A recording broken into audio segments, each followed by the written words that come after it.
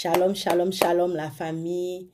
Welcome, welcome, welcome. Bienvenue sur Jesus Christ, celui de Rock Ministries, où nous prêchons Christ et Christ crucifié. Aujourd'hui, nous allons parler de la parole, de la prière de Jésus, que Jésus avait appris à ses apôtres.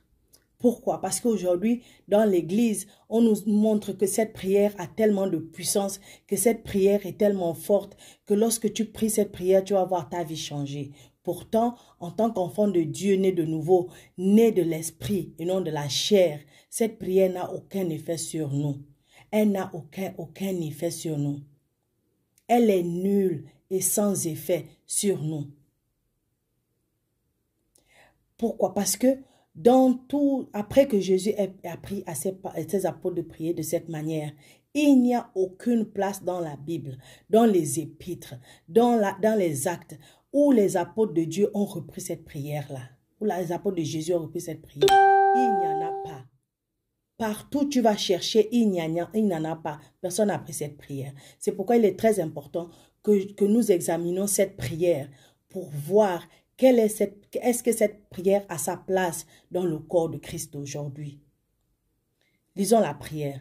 Matthieu chapitre 6, versets 9 à 13. La parole de Dieu nous dit: Voici donc comment vous devez prier. Notre Père qui es aux cieux, que ton nom soit sanctifié, que ton règne vienne, que ta volonté soit faite sur la terre comme au ciel. Donne-nous aujourd'hui notre pain quotidien. Pardonne-nous nos offenses, comme nous aussi nous pardonnons à ceux qui nous ont offensés. Ne nous induis pas en tentation, mais délivre-nous du malin. Car c'est à toi qu'appartiennent, dans tous les siècles, le règne, la puissance et la gloire. Amen. C'était un format de prière de l'Ancien Testament. Après que Jésus soit allé à la croix, qu'il est mort, qu'il est ressuscité, cette formule de prière est devenue obsolète, donc sans valeur pour nous, chrétiens. Pourquoi? Déjà, notre Père qui est aux cieux, après la mort et la résurrection de Jésus, nous voyons que nous allons voir tout de suite que Dieu n'habite pas au ciel. 1 Timothée, chapitre 6, versets 15 à 16 nous dit: Que manifestera en son temps le bienheureux et seul souverain, le roi des rois et le Seigneur des seigneurs, qui seul possède l'immortalité, qui habite une lumière inaccessible que nul homme n'a vue ni ne peut voir, à qui appartiennent l'honneur et la puissance éternelle. Dieu habite une lumière. Dieu habite une lumière inaccessible. Maintenant, là où il était avant le premier jour de la création, c'est où il est en ce moment. Car il dit dans Malachie chapitre 3 verset 6, « Car je suis l'Éternel, je ne change pas. » Puisque Dieu n'habite pas dans le ciel, il a créé le ciel pour qui? Les cieux sont créés pour l'homme, pour toi et moi. C'est pourquoi la personne qui est aux cieux en ce moment, c'est Christ, l'homme. Maintenant, tu vas me poser la question, si Dieu n'est pas au ciel, où est Dieu?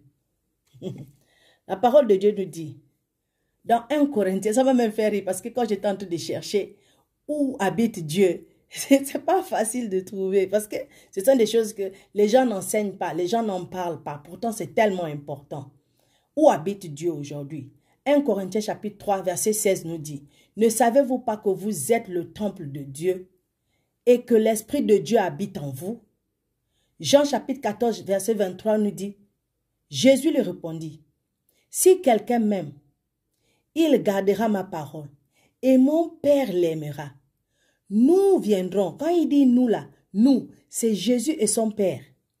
Ils viendront ensemble. Il dit, et nous ferons notre demeure chez lui. Ça veut dire que Dieu habite en nous. Dieu habite en nous. Ok. Deuxième partie de la prière, il nous dit, que ton règne vienne et que ta volonté soit faite sur la terre comme au ciel. Luc chapitre 17, verset 20 à 21 nous dit, les pharisiens demandèrent à Jésus quand viendra le royaume de Dieu? Il répondit, le royaume de Dieu ne vient pas de manière à frapper les regards. On ne dira point, il est ici ou il est là, car voici le royaume de Dieu au milieu de vous. Le royaume de Dieu, c'est Jésus.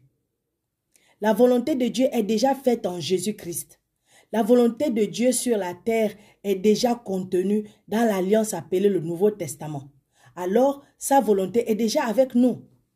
Parce que la volonté de Dieu, c'est que tout homme soit sauvé par la croyance en Jésus-Christ. Maintenant, la troisième partie nous dit, donne-nous aujourd'hui notre pain quotidien. Encore une fois, notre pain quotidien a été fourni dans l'alliance, dans la nouvelle alliance. Nous ne prions pas pour cela, nous recevons au nom de Jésus. Jean chapitre 6, verset 33-35 nous dit, car le pain de Dieu, c'est celui qui descend du ciel et qui donne la vie au monde. Ils lui dirent, Seigneur, donne-nous toujours ce pain. Jésus leur dit, je suis le pain de vie. Celui qui vient à moi n'aura jamais faim. Et celui qui croit en moi n'aura jamais soif. Si Jésus vit en toi, comment tu peux avoir faim? Comment tu peux demander à Dieu de te donner ton pain quotidien? Si le pain quotidien vit déjà en toi. Frères et sœurs, c'est la parole de Dieu. Pardonne-nous nos offenses, comme nous aussi nous pardonnons à ceux qui nous ont offensés. Nous ne demandons pas à Dieu de nous pardonner nos péchés. Il nous avait déjà pardonné nos péchés. Ce que nous devons faire, c'est recevoir le pardon des péchés. La nouvelle alliance, dans la nouvelle alliance, on ne demande pas, on reçoit. Parce que Dieu a rendu toutes ces choses disponibles à nous. Tout ce que nous devons faire, c'est recevoir ce qu'il a rendu disponible en Jésus-Christ. C'est pourquoi nous, on ne demande plus. Nous, on reçoit. Donc, la Bible nous dit que nous ne demandons pas à Dieu de nous pardonner nos péchés. Il nous avait déjà pardonné nos péchés. Ce que nous devons faire, c'est de recevoir ce pardon. Éphésiens chapitre 1, verset 7 nous dit, en lui, nous avons la rédemption par son sang, la rémission des péchés, selon la richesse de sa grâce. Dans Colossiens 1, verset 13 à 14, la Bible nous dit, il nous a délivrés de la puissance des ténèbres et nous a transportés dans le royaume du Fils de son amour, en qui nous avons la rédemption, la rémission des péchés. Ne nous induis pas en tentation, mais délivre-nous du malin. Ça, c'est même une hérésie. La Bible nous dit que Dieu ne tente personne. Comme tel, il ne peut nous conduire à aucune tentation. Dieu ne peut pas nous tenter.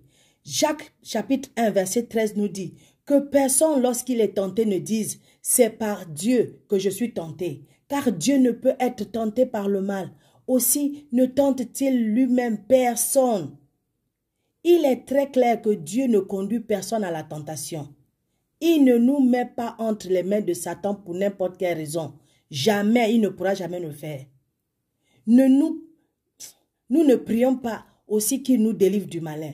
Colossiens chapitre 1 verset 12-13 nous dit « Rendez grâce au Père qui vous a rendu capable d'avoir part à l'héritage des saints dans la lumière, qui nous a délivrés de la puissance des ténèbres et nous a transportés dans le royaume du Fils de son amour. » Verset 14 « En qui nous avons la rédemption, la rémission des péchés. » Il n'y a pas de mal où nous sommes. Nous sommes en Christ. Il n'y a pas de mal en Christ.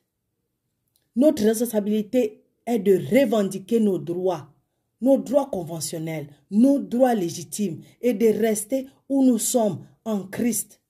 La prière du Seigneur, comme nous l'appelons, par conséquent, est une stratégie de prière pour les personnes de l'Ancien Testament. Ce n'est pas pour l'Église d'aujourd'hui. Ce n'est pas pour nous. Ce n'est pas pour toi et moi. Donc, s'il te plaît, si tu l'as prié avant là, réfléchis maintenant avant de prier. Parce que ce n'est pas pour toi.